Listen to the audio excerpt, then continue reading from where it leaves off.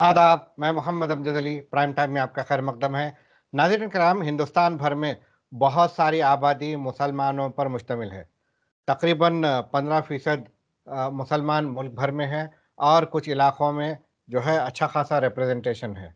जिस तरह से तेलंगाना में, हैदराबाद में मुसलमान आबाद हैं, उसी तरह राजस्थान में भी अच्छी खासी आबादी है, तकरीबन 12% मुसलमान मौजूद हैं। हालाँकि ऐसा तो नहीं होना चाहिए, मगर ऐसा बदकिस्मती से हुआ है कि उर्दू को मुसलमानों से जोड़ दिया गया है। अंग्रेज़ी सारों की ज़बान है, हिंदी भी पूरे हिंदुस्तानियों से उम्मीद की जाती है कि वो हिंदी जाने और बोले। उसी तरह एक क़दीम ज़बान उर्दू है, वो भी सारे हिंदुस्तानी हिंदुस्तान के साबिक़ा वज़ीर-ए-आज़म सदर और कई लोग जो है उर्दू में ख़त-ओ-किताबत भी करते थे। मौजूदा दौर में ये हाल हो गया है कि उर्दू को फ़ना करने की कोशिश की जा रही है। राजस्थान भी इससे जो है पीछे नहीं है। राजस्थान में उर्दू से नाइंसाफ़ी हो रही है। क्या नाइंसाफ़ी हो रही है और इसके लिए क्या किया जा सकता है, इस ताल्लुक से हम बात करेंगे राजस्थान टोंक ज़िले के बाशिंदे जनाब मोहसिन रशीद टोंक से। मोहसिन रशीद साहब, आपका बीबीएन चैनल पर खैर मकदम है। बहुत-बहुत शुक्रिया। बहुत-बहुत शुक्रिया अमजद साहब। जी, राजस्थान में मौजूदा उर्दू की क्या हालत है? अल्हम्दुलिल्लाह देखिए हालत तो ये है कि राजस्थान में उर्दू बोली जाती है। आप किसी भी अच्छे बड़े शहर में जाएँगे, तो ज़बान जो मिलेगी आपको वो उर्दू ही मिलेगी। ना हुँ, संस्कृत, ना पंजाबी, ना सिंधी, ना इंग्लिश बेसिकली उर्दू ही मिलेगी। हम हुँ, जो बोलचाल की हमारी ज़बान है जिसमें इंग्लिश, हिंदी वर्ड्स मौजूद होते हैं, उसी को उर्दू बोलते हैं जो हमारी आम आम बोलचाल की ज़बान है जिसमें आप और मैं बात कर रहे हैं। तो राजस्थान में भी यही लैंग्वेज है। आप कैपिटल जयपुर में जाइए, आप किसी भी बड़े शहर में जाइए, यही ज़बान मिलेगी। तो ऐसे अगर आप बात करें कि राजस्थान में उर्दू की क्या हालत है, तो अल्हम्दुलिल्लाह बहुत अच्छी हालत है। राजस्थान में उर्दू बोली जाती है। उर्दू बोलने वाले माशाअल्लाह बहुत है आपके मुताबिक। काफ़ी अब लोग हैं, हिंदू, मुसलमान सभी हैं। जी, तो ये जो उर्दू के ख़ास स्कूल्स हैं उर्दू मीडियम के? नहीं, उर्दू मीडियम के स्कूल्स यहाँ पे मौजूद नहीं हैं। हुँ, उर्दू एक थर्ड लैंग्वेज की तरह पढ़ाई जाती है। मैंने पढ़ी है उर्दू थर्ड लैंग्वेज की तरह हुँ, और अभी भी बच्चे पढ़ रहे हैं। हुँ, प्राइवेट स्कूल्स में सब जगह अवेलेबल है हुँ, और थर्ड लैंग्वेज की तरह उर्दू पढ़ाई जाती है, संस्कृत भी पढ़ाई जाती है और कुछ जगहों पर पंजाबी और सिंधी भी पढ़ाई जाती है। ठीक है, Urdu as a third language पढ़ाई जाती है। जी। तमाम गवर्नमेंट और प्राइवेट स्कूल्स में उर्दू मौजूद है? नहीं, ये मसला है। बेसिकली मसला जो है वो यही है कि अच्छा, प्राइवेट स्कूल्स में तो हम उर्दू ले सकते हैं हाँ, और प्राइवेट स्कूल्स तो लिबर्टी देते हैं कि आप उर्दू, संस्कृत में से कोई सा भी आपकी थर्ड लैंग्वेज चुन सकते हैं। हुँ, लेकिन मान के चलिए कि 90% गवर्नमेंट स्कूल्स में जहाँ पर बच्चे उर्दू पढ़ना चाहते भी हैं, हुँ, वहाँ भी उर्दू अवेलेबल नहीं है। वहाँ भी उर्दू पढ़ नहीं सकते। अच्छा, जी। प्राइवेट स्कूल्स में ऑप्शन है? हाँ, प्राइवेट स्कूल में है, उनको लगाना पड़ता है, उन्हें टीचर हायर करना पड़ता है। अगर बच्चा उर्दू पढ़ना चाहता है, मैं अगर फीस दूँगा प्राइवेट स्कूल की, तो हुँ, मैं वो पढ़ाऊँगा जो मेरा बच्चा पढ़ना चाहेगा। बच्चा पढ़ना चाहता है, वो लोग एक टीचर हायर करते हैं। हर प्राइवेट स्कूल में उर्दू का टीचर रहता है। ठीक है, मगर जिस तरह से आपने बताया ये बड़े अफ़सोस की बात है कि 90% गवर्नमेंट स्कूल्स में उर्दू नहीं है, 10% भी मैं कह रहा हूँ, क्या पता आपको वो भी नहीं मिले। शायद। तो फिर अब जी। क्यों हुकूमत जो है उर्दू से सौतेला सलूक कर रही है? देखिए, यही हमारे समझ में नहीं आ रहा कि पहले ये एक प्री प्लान्ड तरीके से ये चीज़ की गई। हुँ, पहले जब थर्ड लैंग्वेज चूज़ करने के लिए एक सॉफ्टवेयर है यहाँ पे, वेबसाइट पे स्कूल्स को चूज़ करना पड़ता है, बच्चों को एक ऑर्गेनाइज़ सिस्टम से लैंग्वेज लेना पड़ती है। तो हुँ, इसी गवर्नमेंट में जो ऑनलाइन सिस्टम था, उसपे थर्ड लैंग्वेज के ऑप्शंस में से उर्दू ही गायब कर दी थी। हुँ, हुँ, सीधे-सीधे ये कर दिया था कि third language by default Sanskrit ले ली जाएगी। तो हुँ, हमने इस चीज़ की काफ़ी मज़म्मत की, हमने इसके अगेंस्ट आवाज़ उठाई, हमने प्रोटेस्ट किया। तो गवर्नमेंट ने ये एक बात कह दी कि वो एक टेक्निकल एरर था और ऐसा नहीं है कि उर्दू हटाई जा रही है। हर स्कूल में जहाँ बच्चा उर्दू पढ़ना चाह रहा है, वहाँ पर उसको उर्दू के लिए टीचर दिया जाएगा, वो थर्ड लैंग्वेज ले सकता है। बीजेपी गवर्नमेंट ने ये ज़रूर किया था कि पर्पसली उर्दू को खत्म करने की कोशिश करी थी, टीचर्स हटा दिए थे, उर्दू के टीचर्स को दूसरी जगह लगा दिया और उनसे दूसरे काम लिए। मतलब उन्होंने तो बिल्कुल ही खत्म कर दिया था, बिल्कुल एक नफ़रत सी महसूस हो रही थी। जबकि बीजेपी की जो सीएम थी वसुंधरा राजे सिंधिया, उनकी अगर आप जबान सुनेंगे तो आपको तमीज नहीं होगा कि ये कोई मुसलमान है या हिंदू है। तो यहाँ पर हिंदुओं की भी जबान इतनी खूबसूरत है, इतनी तमीज की है कि उर्दू जैसी है वैसी उनकी भी जबान है। लेकिन एक आरएसएस मेंटालिटी की लॉबी आपके ब्यूरोक्रेसी में भी काम करती है और गवर्नमेंट में भी काम करती है, तो उन्होंने इसको खत्म करने की कोशिश की थी। हमें उम्मीद थी कि कांग्रेस गवर्नमेंट में ये चीज नहीं होगी, इस चीज को खत्म करके उर्दू वापस बहाल कर दी जाएगी। लेकिन उसमें भी ब्यूरोक्रेसी में कोई ऐसे ही लोग थे और गवर्नमेंट ने ध्यान दिया नहीं, या हो सकता है कि एक छुपी हुई हाँ हो गवर्नमेंट की भी कि भाई आप लोग कर दीजिए जो आपको करना है, तो उन्होंने ऑनलाइन सिस्टम में से उर्दू को उड़ा ही दिया था। फिर हमारे जद्दोजहद के बाद वो वापस आई, अच्छा। लेकिन उसका कोई रिजल्ट नहीं निकला। तो अब मौजूदा जो है हालात ये है कि उर्दू को वापस तो लाया गया है, वेबसाइट में ऑप्शन तो चूज कर सकते हैं, मगर उर्दू पढ़ाने के लिए असातिज़ा मौजूद है। देखिए, उर्दू आप चूज कर लेंगे, लेकिन वहां पे टीचर ही नहीं होगा तो बच्चा पढ़ेगा क्या? राइट। कोई क्यों, वो क्या करेगा बेचारा? क्या तो पढ़ेगा और क्या एग्जाम में लिख के आएगा? तो मसला ये है कि मान लीजिए किसी ने उर्दू ले भी ली, किसी स्कूल ने उर्दू के लिए अप्लाई भी कर दिया, लेकिन टीचर ही नहीं है। टीचर कब होगा? जब पोस्ट होंगी उर्दू की। 32,000 समथिंग पोस्ट अभी राजस्थान गवर्नमेंट ने टीचर्स की निकाली। तो आबादी के अकॉर्डिंग 10% सीट्स उर्दू को देना चाहिए थी। आप ये कैसे मान सकते हैं? अजीब सी बचकाने सा सवाल है कि मुसलमान बच्चे एक स्कूल में हैं, हिंदू बच्चे एक स्कूल में हैं और वो उर्दू नहीं पढ़ना चाहते, अजीब, संस्कृत पढ़ना चाहते हैं। मेरी जिंदगी में, मेरी पूरी जिंदगी में आज तक एक आदमी मुझे नहीं मिला जो संस्कृत में बात करता हो, और एक आदमी ऐसा नहीं मिला जो उर्दू के अल्फाज या उर्दू जबान में बात नहीं करता हो। मैं राजस्थान की बात कर रहा हूं। तो हैरानी की बात है कि जो हमारी जबान है, गवर्नमेंट और ब्यूरोक्रेसी कह रही है कि वो तो पढ़ना नहीं चाह रहे, और संस्कृत जिसका एबीसीडी किसी को नहीं आता, 99.9% लोगों को नहीं आता, वो आप थर्ड लैंग्वेज के जरिए थोपना चाह रहे हो। तो ये लॉजिक मेरी समझ से बाहर है। गवर्नमेंट कह रही है कि आपको जरूरत ही नहीं है, लोग पढ़ना ही नहीं चाहते। बच्चे मुसलमान हैं वो भी पढ़ना चाहते हैं, हिंदू बच्चे हैं वो भी पढ़ना चाहते हैं। जो तहजीब वाले खानदान है हिंदू घरानों में भी, उनकी जबान से समझ में आता है कि ये उर्दू के कितने करीब है। तो बात यह है, अजीब सा लॉजिक दिया है गवर्नमेंट ने। 32,000 समथिंग पोस्ट निकाली और उसमें से पहले वादा किया था कि हम 1,000 देंगे। और राजस्थान के उर्दू टीचर्स की और स्टूडेंट्स की डिमांड थी कि 3700 सीट्स होना चाहिए according to the population ratio. हमारी 10% पॉपुलेशन है तो 3300 के करीब हमारी सीट्स होना चाहिए, 10-12% जो हमारी पॉपुलेशन। लेकिन उसको सरकार ने माना नहीं कि नहीं भाई हम इतनी नहीं देंगे। तो हमारी डिमांड 2500 सीट्स की थी कि कम से कम 2500 सीट्स हो, ताकि जो बच्चे पढ़ना चाहते हैं वो सब तो पढ़ लें, उनके पास एक एक टीचर तो लग जाए। लेकिन गहलोत साहब ने बजट में स्टेटमेंट दिया कि हम 1,000 सीट्स उर्दू की देंगे। हम 1,000 पे राजी नहीं थे, हम 2500 मांग रहे थे। हमारी लड़ाई तो इस बात की थी। लेकिन इससे सबसे बड़ा काम, सबसे अजीब बात यह हुई कि जो एक मुख्यमंत्री बजट में विधानसभा में घोषणा कर रहा है कि हम 1,000 सीट्स देंगे, पता नहीं क्या हुआ, अजीब सा सिस्टम हुआ। 309 सीट्स उर्दू की आई। अच्छा। 1% सीट्स। तो मतलब इतनी सी सीट्स का हम करें क्या? 309 सीट्स आप राजस्थान में कहां कहां लगा देंगे? सेंसलेस चीज है। आप 1,000 खुद आपने कहा, उसके बाद हमारी डिमांड 2500 की आई थी, आपने 1,000 कहा, समवॉट कहीं आसपास उसके बराबर कुछ म्यूचुअल अंडरस्टैंडिंग बन जाती। लेकिन मेरे लिए हैरानी की बात है सीएम साहब को किस तरीके से, किन लोगों ने कन्विंस किया कि, या एजुकेशन मिनिस्टर हैं बीडी कल्ला, उनको किसने कन्विंस कर लिया कि भाई उर्दू की जरूरत ही नहीं है, आप तो 300 सीट्स ही दे दीजिए। तो ये हैरानी की बात है, मेरे भी समझ से बाहर है कि ये कैसे हुआ। अब जब इतना कुछ हो रहा है, नुकसान होना तो ये चाहिए था कि आपने जैसे बताया कि 12% आबादी के हिसाब से 3700 होने चाहिए, नहीं हुआ। कम से कम 2500 मांगे थे, 1000 अनाउंस किए गए और फाइनली 309 सिर्फ जायदादें फिल की गई। तो अब ये इतना बड़ा जो खला पैदा हो जाएगा, उससे तो तलबा महरूम ही रह जाएंगे, स्टूडेंट्स उर्दू नहीं पढ़ पाएंगे।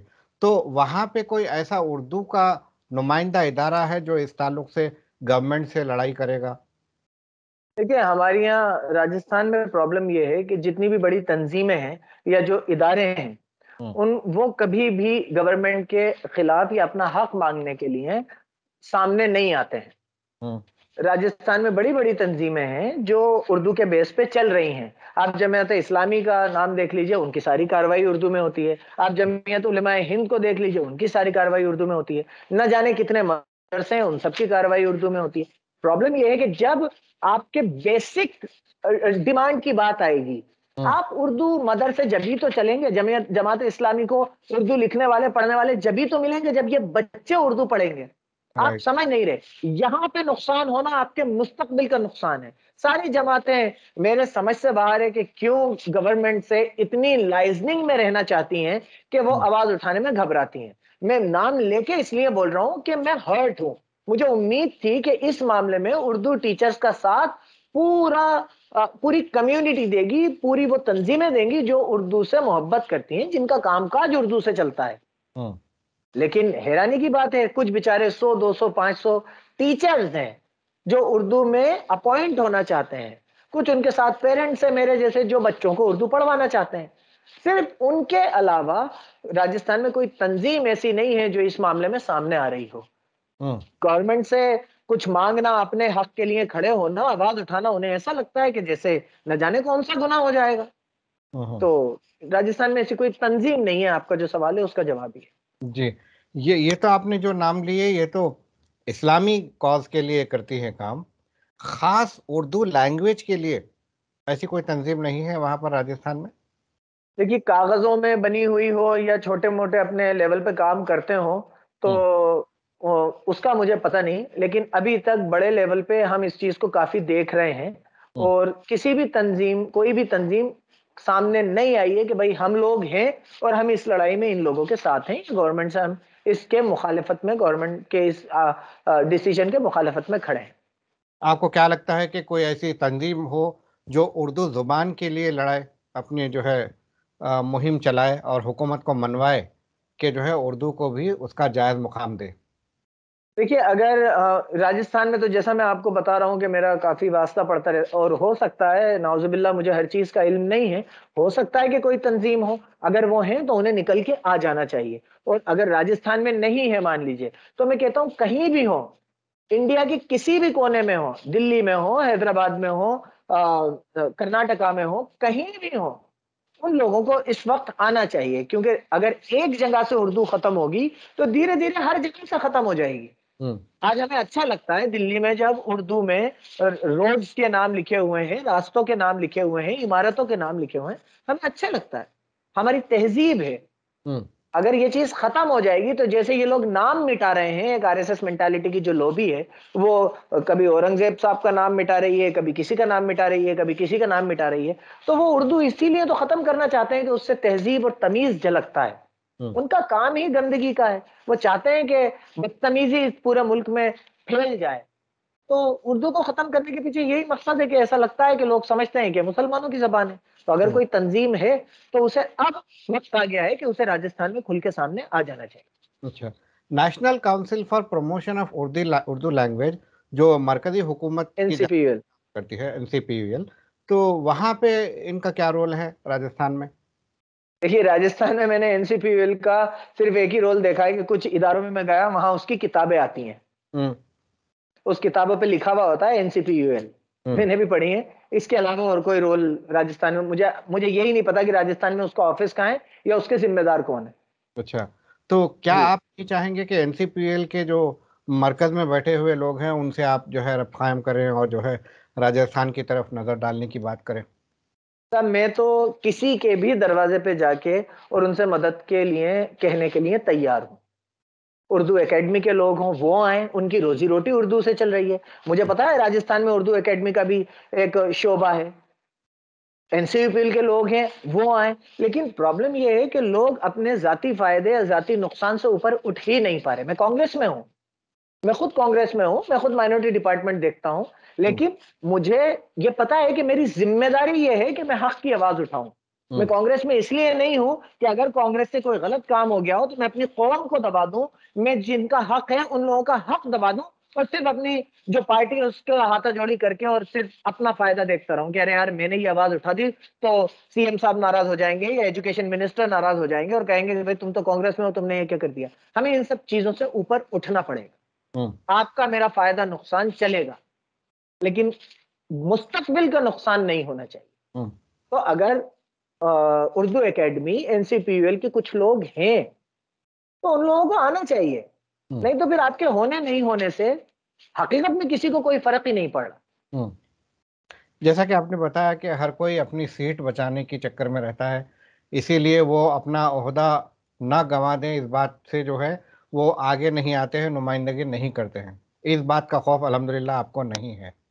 तो क्या आप कांग्रेस के आदमी होने के नाते आप चीफ मिनिस्टर साहब से नुमाइंदगी करेंगे कि जो है उर्दू के साथ नाइंसाफ़ी हो रही है, इसके लिए कुछ करें?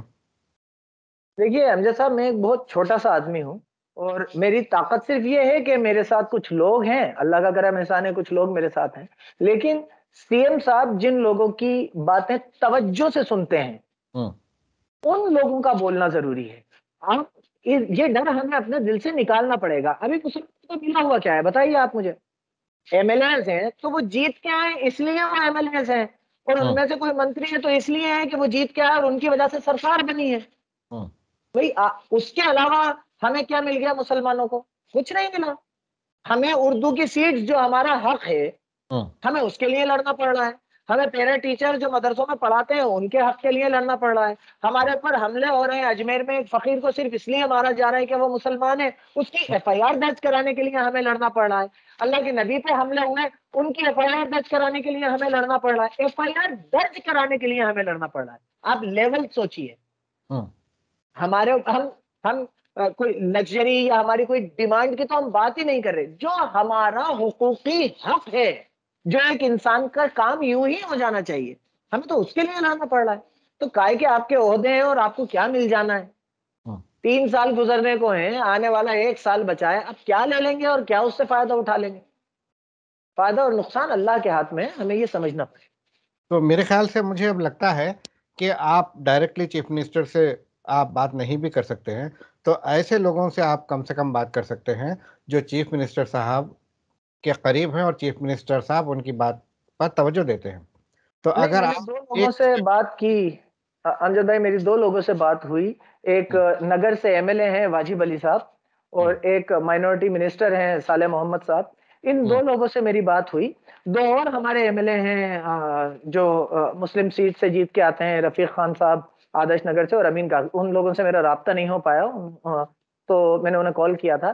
लेकिन वाजिब अली साहब और साले मोहम्मद साहब से मेरी बात हुई और मैंने इस चीज की इंटेंसिटी उन्हें बताई कि साहब ठीक ये होना जरूरी है, और ये नहीं होगा तो नुकसान खाली उर्दू पढ़ने वालों का नहीं है, नुकसान फिर कांग्रेस का भी है। हम जितनी आसानी से फॉर ग्रांटेड ले रहे हैं कि ये लोग हर चीज को बर्दाश्त करके अगली बार हमें फिर वोट दे देंगे, अब वो वक्त खत्म होता जा रहा है। आज की जो पीढ़ी है, आज के जो नौजवान हैं, वो उस मेंटालिटी से निकल चुके हैं कि कुछ भी हो जाए हमें वोट तो कांग्रेस को देना है। और ये रियलिटी हम जितनी जल्दी समझ लेंगे उतना ज्यादा हमारे लिए बेहतर है। ठीक है रशीद साहब, आपसे बात करके बेहद खुशी हुई। आपका बेहद शुक्रिया हमसे बात करने का। तो नाज़रीन, बहुत बहुत शुक्रिया अमित साहब। ये थे जनाब मोहसिन रशीद, जो कि राजस्थान के टोंक ज़िले से हमसे जुड़े थे, और इन्होंने राजस्थान में किस तरह से उर्दू के साथ नाइंसाफ़ी हो रही है इस ताल्लुक़ से बताया। और इन्होंने कहा कि जो तंज़ीमें उर्दू में काम करती हैं और जो तंज़ीमें उर्दू ज़ुबान के लिए काम करती हैं, ये सारी तंज़ीमें डरी हुई हैं या सोई हुई हैं। इन्हें जागना चाहिए या हिम्मत करके आगे आना चाहिए उर्दू की नुमाइंदगी के लिए। वरना ये होगा कि बहुत सारे तलबा जो उर्दू पढ़ना चाहते हैं वो महरूम हो जाएंगे और उर्दू ज़ुबान ख़त्म हो जाएगी। साथ साथ इन्होंने ये भी बताया कि चीफ मिनिस्टर की जो बात सुनते हैं वो लोग अगर चीफ मिनिस्टर से नुमाइंदगी करें तो जो है कुछ बात बन सकती है।